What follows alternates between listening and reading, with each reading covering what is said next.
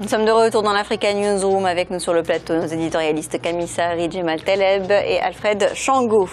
Notre dossier du jour à présent.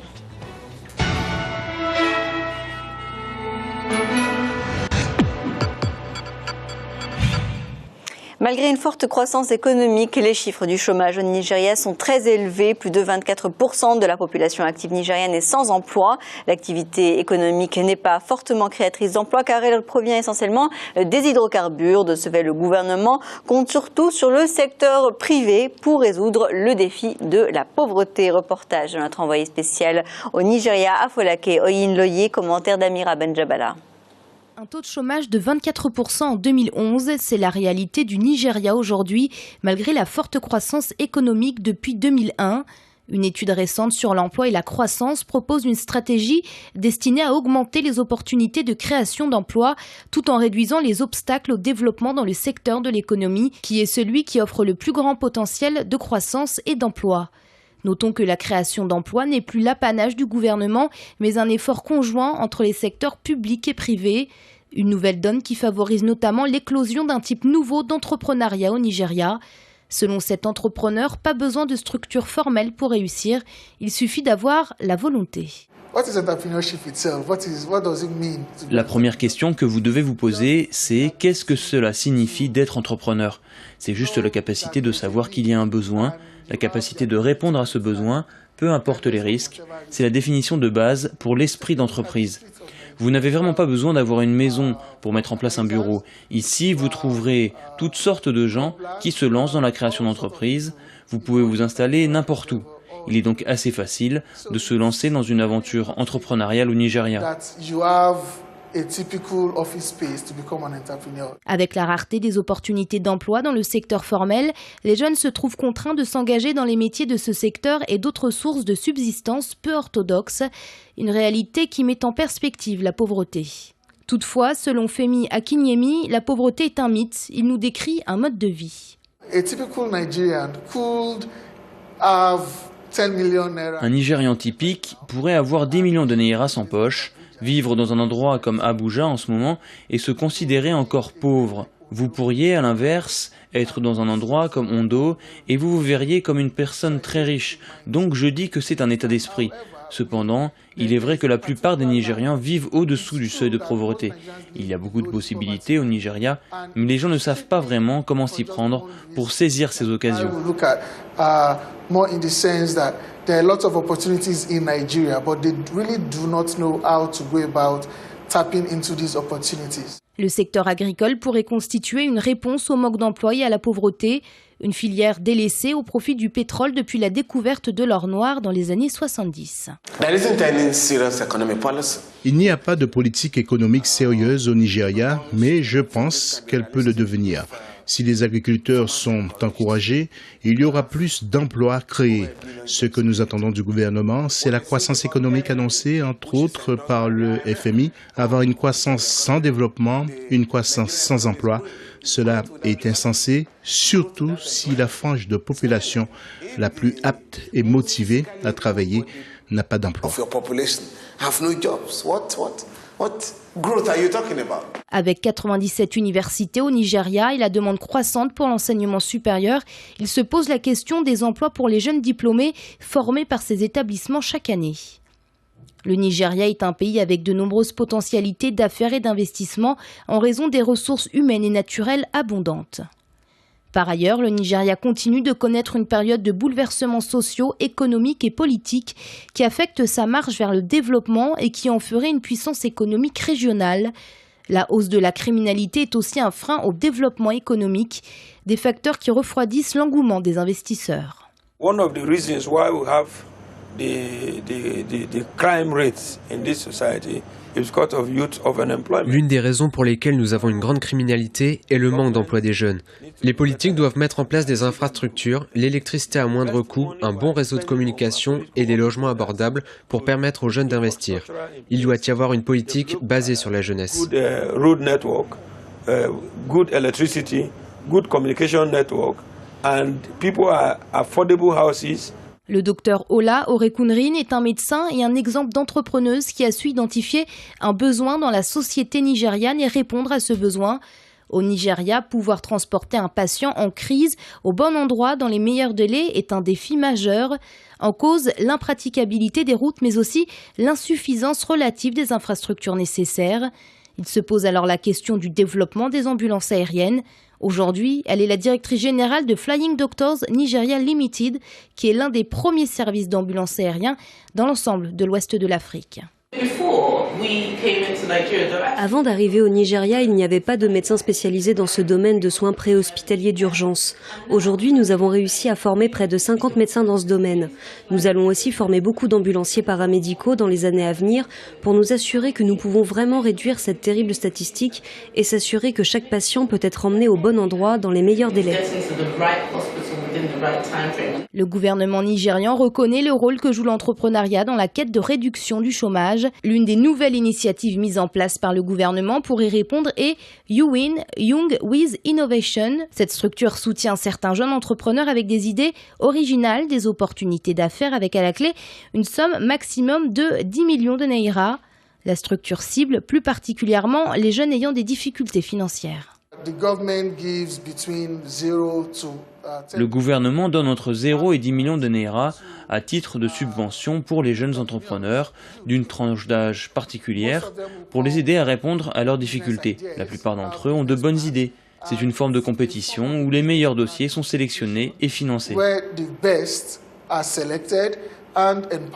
Le Nigeria possède donc de nombreuses possibilités d'investissement. Bien entendu, pour tirer parti de l'amélioration du cadre des affaires, il faut encore que les entreprises nigérianes aient à offrir des produits et services que le reste du monde est prêt à acheter. Alors, Alfred, après avoir vu ce reportage, on a l'impression quelque part qu'il n'y a pas de politique, il n'y a pas de vision à long terme du gouvernement nigérian pour quelque part améliorer leurs chiffres de l'emploi. Déjà, effectivement, le reportage le montre. L'une des difficultés de ces géants de l'Afrique et de l'Afrique de l'Ouest en particulier est justement dans, je pense, dans le système même fédéral lui-même nigérian, parce qu'il y a le système fédéral et puis il y a les États. Et les gouverneurs sont maîtres dans chacun de leurs États. Et au niveau de compétences, donc de la redistribution des richesses du pays, il y a un gros problème qui se pose. La deuxième chose, c'est que c'est une économie qui est fondamentalement, foncièrement, qui repose foncièrement sur le pétrole, les hydrocarbures. Le pétrole et l'agriculture. L'agriculture, très peu. Parce que justement, comme l'a dit... C'est quand même 33% du PIB. Hein. Oui, mais l'un des intervenants l'a très bien dit. Si, au fond, il y a des chiffres de croissance énormes sans développement, c'est-à-dire si on réinvestit pas beaucoup dans l'agriculture, on est dans les situations actuelles du Nigeria où, justement, il y a absence de politique de la jeunesse, parce que c'est justement la jeunesse qui est l'avenir de ce pays, comme de tout pays. Pourquoi la jeunesse? Il n'y a pas de politique de jeunesse, politique de l'emploi. L'éducation est inadéquate par rapport justement au marché de l'emploi. Il n'y a pas de politique qui favorise l'entrepreneuriat des jeunes. La conséquence, c'est que beaucoup sont dans la délinquance, dans la criminalité et tombent par exemple dans les Boko Haram, des choses comme ça. Mais alors ça, on le retrouve quand même, Alfred, dans de nombreux pays d'Afrique subsaharienne, c'est-à-dire qu'il n'y a pas de politique, Djemal, pour développer un petit peu, pour permettre à ces jeunes de réussir dans l'entrepreneuriat ou pour doper un petit peu le secteur privé pour créer de l'emploi. Le problème du Nigeria, de mon point de vue, est différent. C'est un problème d'organisation, d'institution et de classe politique. Imaginez un pays heureux qui tire près de 60 milliards de revenus annuels des hydrocarbures, qui a un marché très large de consommation interne de 150 millions d'habitants, qui a une main-d'œuvre bon marché et qui est relativement leader dans la zone où il est, sinon le continent où il est. Ce pays en Europe existe, il s'appelle l'Allemagne. Regardez la situation dans laquelle il se trouve. Ce pays, imaginez que ce soit la France, aujourd'hui, avec un revenu annuel de pétrole de 60 milliards, c'est ce qu'elle est capable de faire. Or, ce pays qui s'appelle le Nigeria aujourd'hui, avec toutes ces facilités-là, n'est pas capable de résorber la situation dans laquelle il se trouve. Pourquoi ? Donc, il y a un vrai problème d'organisation, d'institution et de classe politique. Tout n'est évidemment pas médiocre. Je vais dire un mot sur le pétrole et puis je reviens après à la situation actuelle, en tout cas telle que je la vois. Imaginez la Norvège. C'est un pays qui retire des revenus, Camille me dira tout à l'heure combien, assez conséquent du pétrole. Et une bonne partie de cet argent ne sert même pas au quotidien, mais aux générations futures. Il se met dans l'un des fonds les plus riches et les plus puissants dans le monde, le fonds du Norvège. Le Nigeria n'est même pas capable de faire ça. Je mets de côté la polémique l'année dernière, c'est l'argent qui a été détourné dans des conditions détestables. Donc je mets ça de côté. Imaginez ce pays donc, qui s'appelle la Norvège, dans la situation où le pétrole, les revenus du pétrole, nonobstant ce qui est mis de côté, tout ce qui est investi dans les nécessités actuelles, qui crée une classe moyenne importante, qui soutient une consommation utile, dans un pays où le marché de la main-d'œuvre est très élevé, les charges sur les entreprises sont assez importantes, ce qui n'est même pas le cas du Nigeria. C'est une question de transparence également et de corruption. Alors on a dressé là, j'ai dressé là un tableau plutôt pas très joli. Alors n'exagérons rien, parce qu'à côté de ça, la croissance est soutenue, elle est bonne, le marché intérieur avance. Oui, mais la croissance ne permet pas de résorber le chômage. Elle avance. Le reste après, le reste d'abord, c'est d'abord une question d'organisation. Non, j'ai commencé par ça. C'est une question d'institution, d'organisation et de classe politique. Camille. Oui, moi je pense que le problème du Nigeria, c'est un problème qui est le problème de tous les pays producteurs d'hydrocarbures qui n'ont pas su diversifier leur économie. C'est le syndrome hollandais, c'est-à-dire dès qu'il y a du pétrole et du gaz ou les deux, on a une certaine fainéantise, c'est-à-dire on ne va pas chercher l'argent là où il est, c'est-à-dire par la création de la richesse, de la production. Et le problème, il est conscient, c'est-à-dire ceux qui se partagent le magot, clairement, ils n'ont pas envie, ni même la volonté de développer une économie productive. Ils tirent l'ensemble de leurs ressources de cette manne pétrolière. Il y a donc plusieurs instruments pour garder cet argent, soit à l'étranger, soit au pays. Et pourquoi la consommation ils ne peut pas se faire. Leur jeunesse La consommation qui a déjà peut se faire, mais c'est les nantis qui en profitent le plus. Pour répondre à votre question, c'est le gros problème des dirigeants dans ce Nigérian, c'est que ce sont des dirigeants qui opèrent sur le court terme. La durée de leur vie politique, c'est-à-dire aux responsabilités, il faut qu'ils en tirent le maximum. Ils n'ont pas une vision de moyen long terme. La vision de moyen long terme serait d'organiser une... il faut pas miser sur une main-d'œuvre bon marché, à bas coût, ça ne marche plus ça. Il faut maintenant les sociétés délocalisent pour avoir une main-d'œuvre qualifiée qui a des connaissances. Donc il faut former. Mais alors qualifiée et également bon marché. Les deux, bien sûr, parce qu'un ingénieur nigérian, il ne va pas gagner comme un Allemand.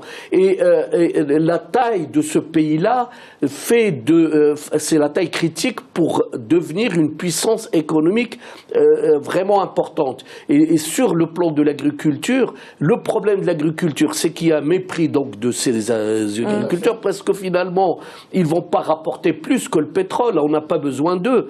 Mais le Nigeria va s'enfoncer, va connaître des crises de délinquance, c'est le cas. Moi, je me souviens quand on préparait, nous, chaque année, les pays à prospecter en Afrique et dans le monde, personne ne voulait venir avec moi au Nigeria. Donc, je proposais le Nigeria.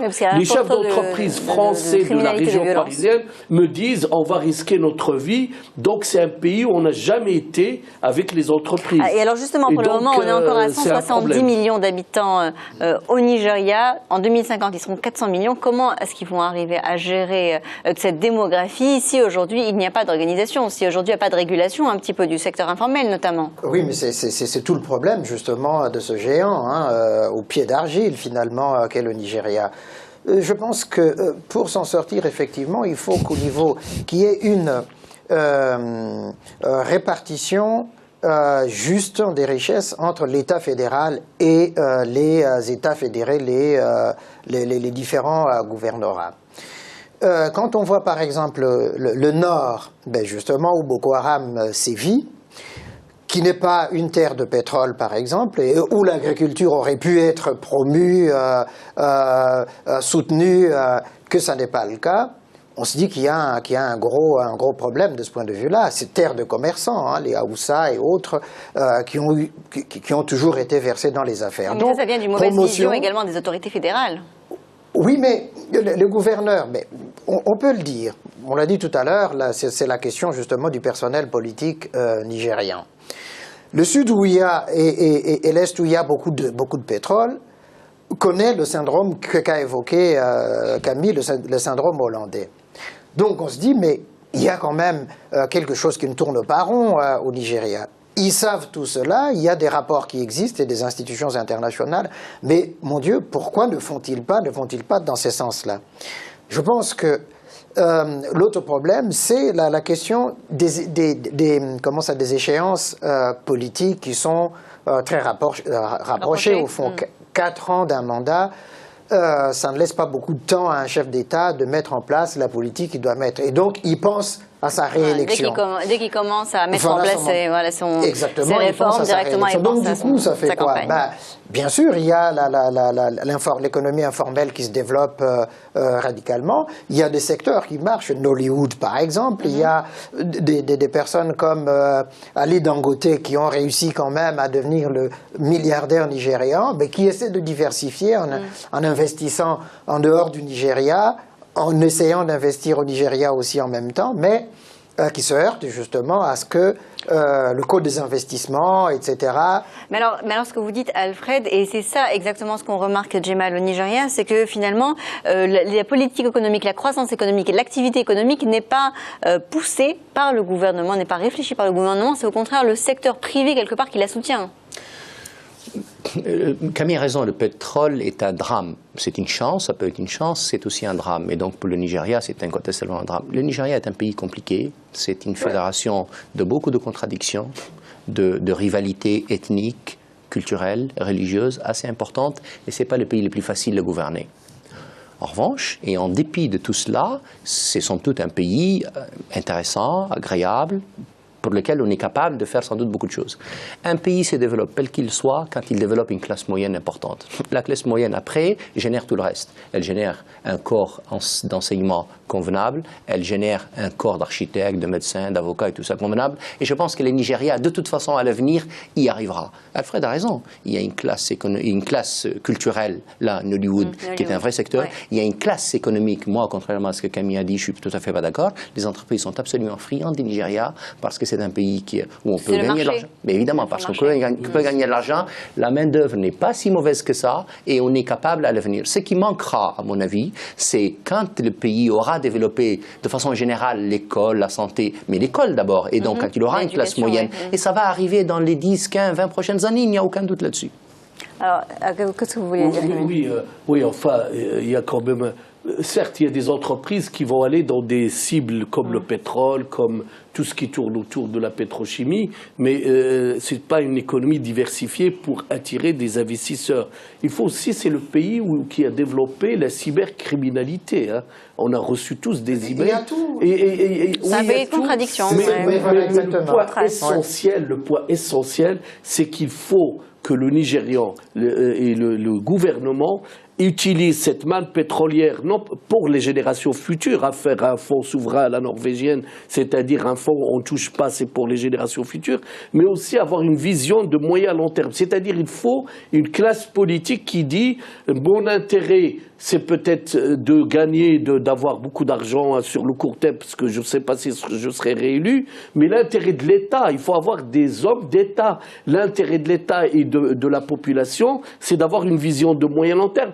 Mais tout le monde sera gagnant. Plus le pays se développe, plus la richesse va être répartie. Donc, moi, je dis à ces gens-là, vous allez accumuler des richesses, mais dans 20, 30 ans, quand il n'y aura plus de pétrole, vos arrière-petits-enfants, ils vont être dans la misère. Alors, nous allons marquer une courte pause. Dans un instant, nous reviendrons avec nos dossiers de l'économie. À tout de suite.